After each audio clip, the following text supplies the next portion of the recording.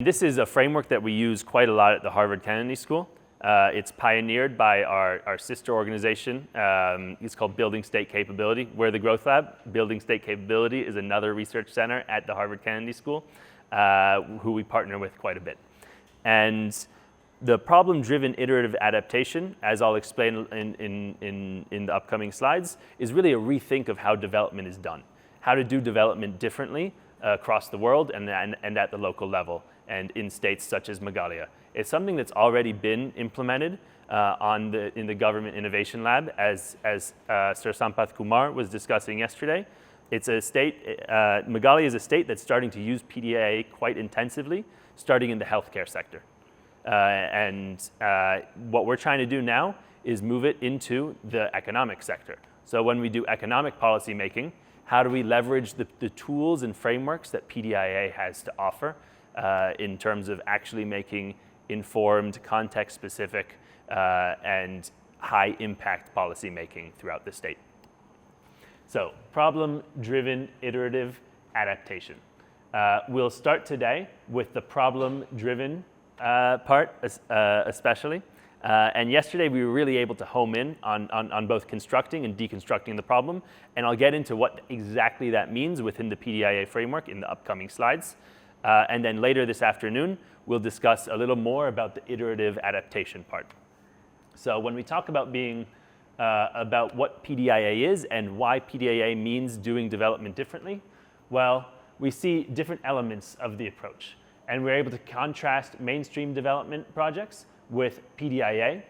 And when we look at mainstream development projects, we see that what drives action are these externally nominated problems, which often will come from external reports, right? Not necessarily from locals who say, this is a problem that I'm facing day to day in terms of business, in terms of economic growth, if we're looking at economic problems. Oftentimes, these problems are externally nominated, and which is often more a reflection of a best practice somewhere else. You import the best practice, and then you say, well, that's not being done locally, and that's a problem.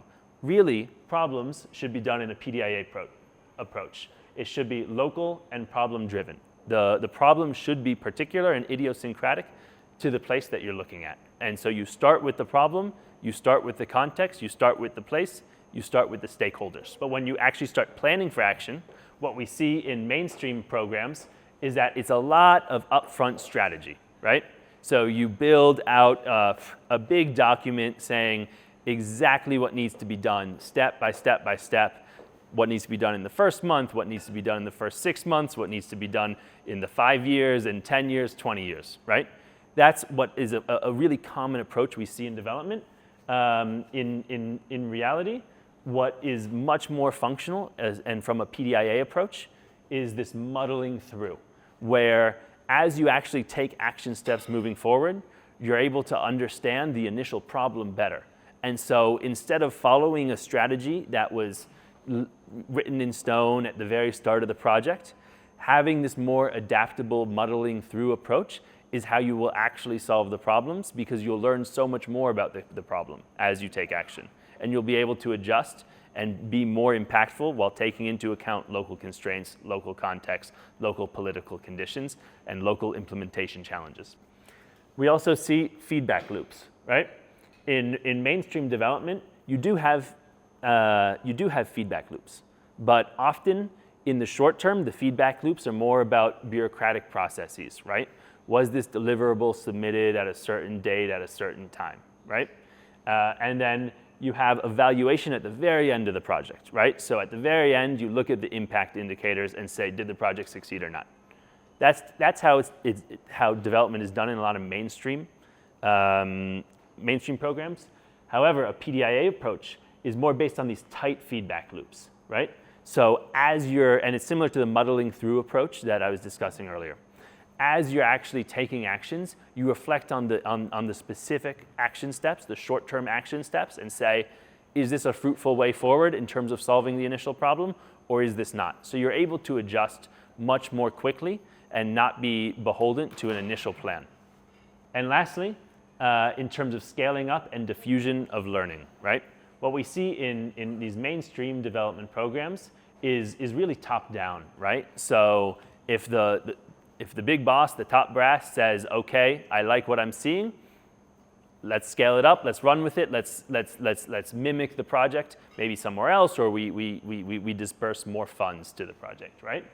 But what we see in the PDIA approach is when we scale up and diffuse the learning, it's actually something that's more bottom-up across many different stakeholders. So you're crowding in more organizations, you're crowding in more people, more stakeholders, and you're building a community of practitioners that cuts across the society that you're working in or relevant stakeholders affected by the problem. It's not just one organization getting bigger, it's one organization now working with many organizations.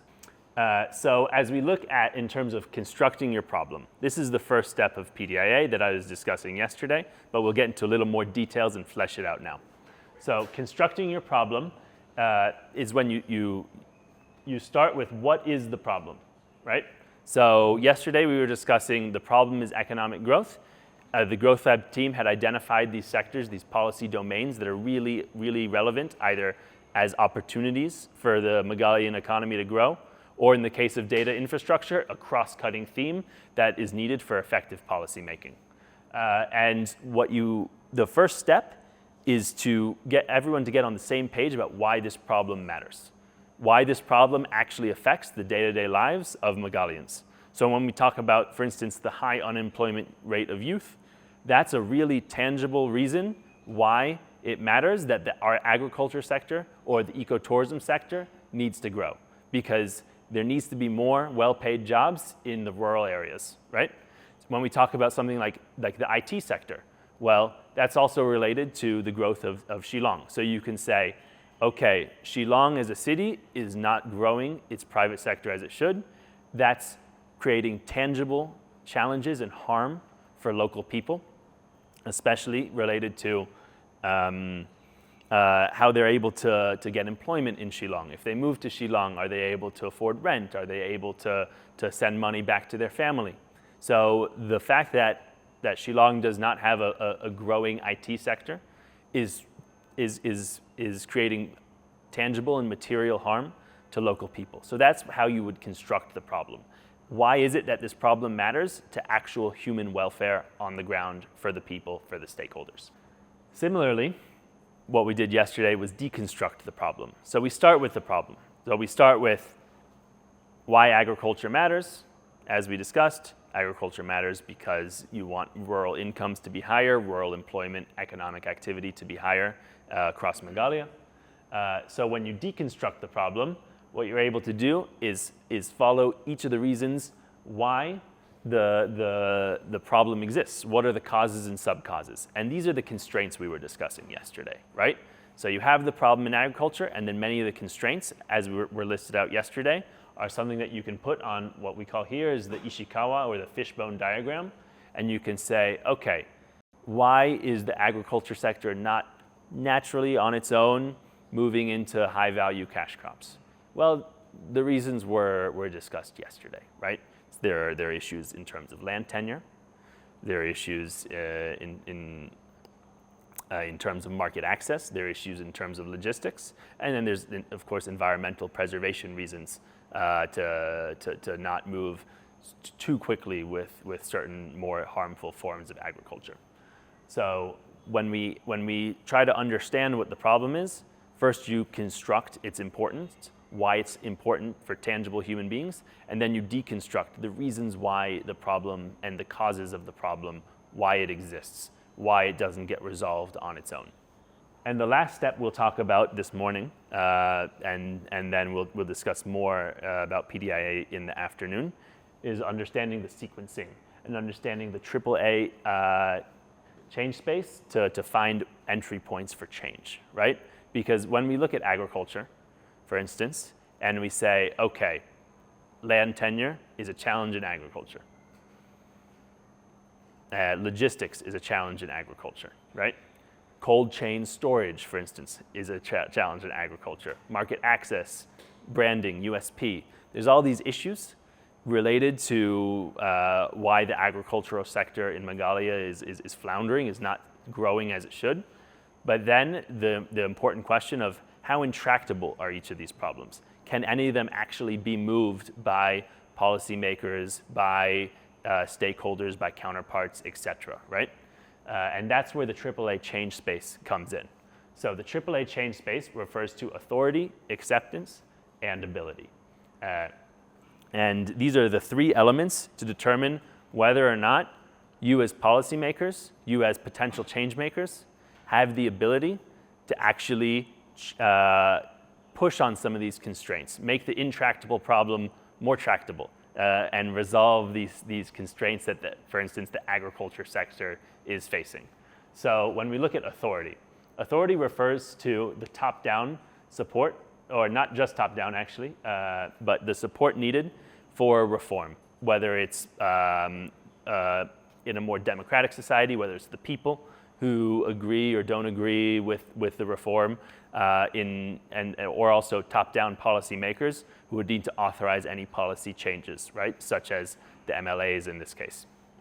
So does a specific change, does a specific constraint have authority to make changes on it? Do you as a policymaker have the authority to do so?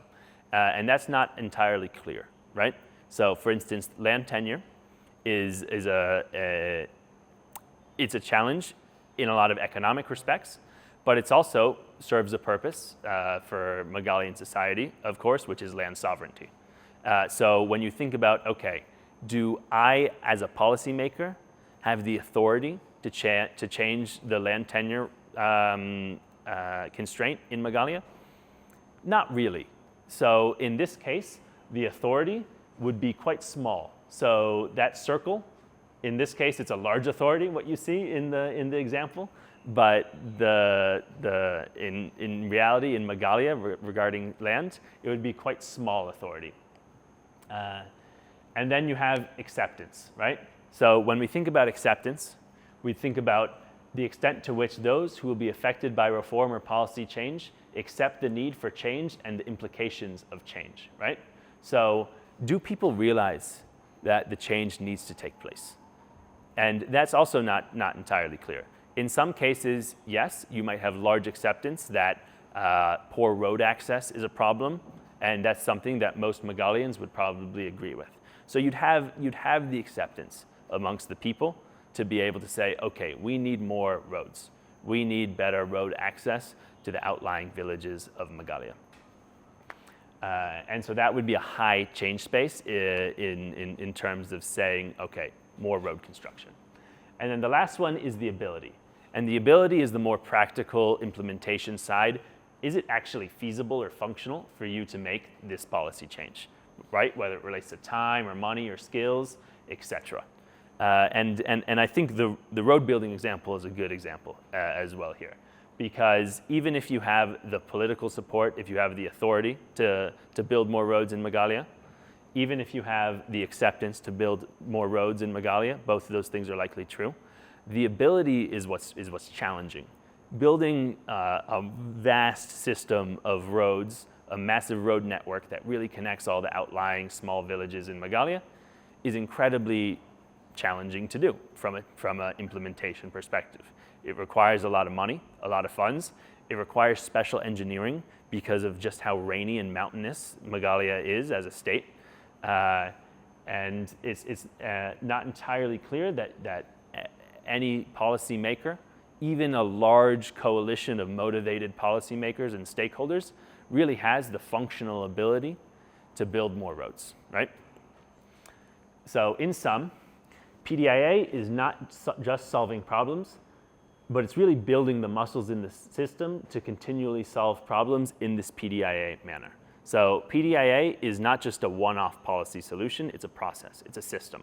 So if you're able to for instance, do PDIA in the healthcare sector, which is what we're seeing with the Government Innovation Lab, the similar process and similar approach to policy design and implementation can be transferred to other problems, such as economic problems. It's also important to understand how PDIA differs from mainstream development processes. Typically, you have the condition and then the solution. This is how often people think. Meghalaya has a low value-added agriculture per capita. So what is the solution? Well, what do they do in Kerala? Let's just copy what they do in Kerala where it's better, copy what they do in Sikkim where things are better, and do that in Meghalaya. But that's the wrong way to think about it, right? The reality is that Meghalaya's challenges, constraints, context are very idiosyncratic. And what you really need to do is understand first the condition, but then go deep into what is the specific problem that Meghalaya faces, construct the problem, understand the causes, work through the entry points. And we haven't discussed these later steps of PDIA yet. We will this afternoon. So understand that the problem is not just a lack of a solution. If there's really one takeaway about PDIA, it's to really start with this specific problem and not say, okay, in Sikkim they have this solution. In Sikkim they do organic farming. We need to do that in Meghalaya. That might be the right step in Meghalaya, I'm not sure, but you need to really start with the specific Meghalaya problem as well as the local context that's being faced. So it's also important to understand when you're trying to build out what the problem is, why the problem matters, and what are some of the drivers of the problem. There's different ways to get a clear picture of what's happening on the ground. And oftentimes, what you will need to do instead of just churning out similar reports based on previous reports and get stuck in that loop is to get new sources of information, talk to new people, understand what's actually happening on the ground. What are some of the challenges for the business community? And this is actually something we'll get into more depth right after these final slides on PDIA, where we'll discuss something called high bandwidth development policy. So understand that a lot of the most salient knowledge about a problem doesn't exist online or in reports. In Meghalaya it might even be more so because of the data challenges in Meghalaya, that so much of the most relevant information regarding something such as agriculture is not something you can just Google online. It's something you really have to talk to local stakeholders about and understand in that manner. So in sum, it's not just about having some brilliant technical solution. It's really about building a process that builds in the political support and crowds in implementation capabilities to actually make change on the problem. Just having a technical solution is not quite enough. So thank you very much.